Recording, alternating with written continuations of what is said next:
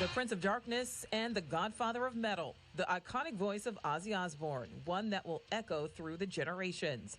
Born in Birmingham in the UK, just a few years after the end of World War II, John Michael Osbourne grew up in a working-class family alongside 5 siblings. Never a fan of school, he dropped out at age 16. A string of odd jobs would follow, before a flyer he left outside a music store attracted the attention of a trio of local musicians. Together, they would form the band Black Sabbath. Inspired by horror films of the day, they decided to make scary music and are widely credited today as the forefathers of heavy metal.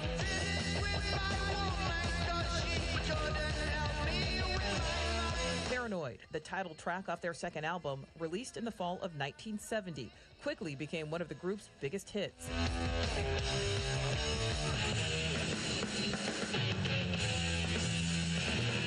In a matter of 3 years, Osbourne and his bandmates went from being nobodies to being stars on the world stage. By 1979, conflict between Osbourne and the rest of the band, but particularly with Black Sabbath's principal songwriter, Tony Iommi, led to his dismissal, a blessing in disguise perhaps, as Osbourne then began an incredibly successful solo career. 'Cause Mama, Mama's coming.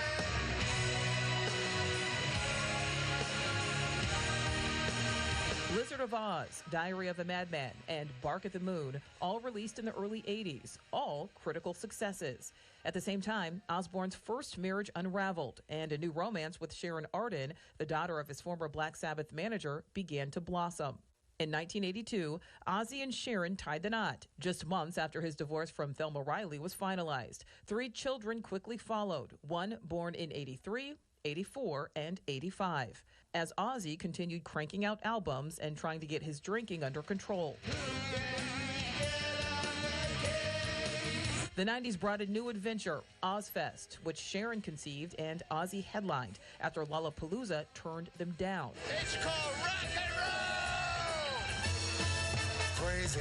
And in 2002, a new kind of reality show, The Osbournes, which introduced Ozzy to a whole new generation of fans in a way no other celebrity had done before.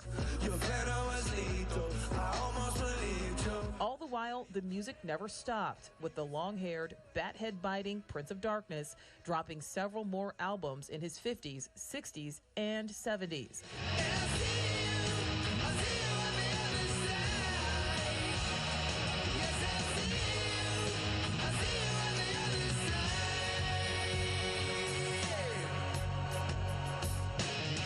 I will say, no matter what kind of music you love, everyone knew Ozzy Osbourne. And everyone kind of like, and actually country stars, everybody have gone and kind of talked with him because they were amazing. Just looking at those clips, he was such an electrifying performer live, which you learned in Battle Creek, Michigan with your mommy. That's right there. So, in person, it was great.